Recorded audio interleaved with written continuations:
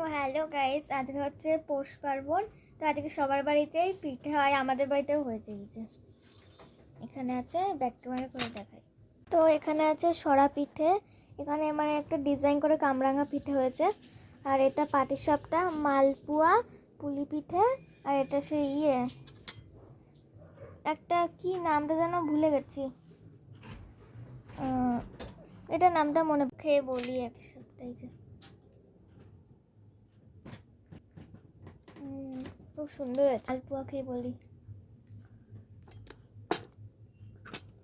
কি হয়েছে। টেস্টি।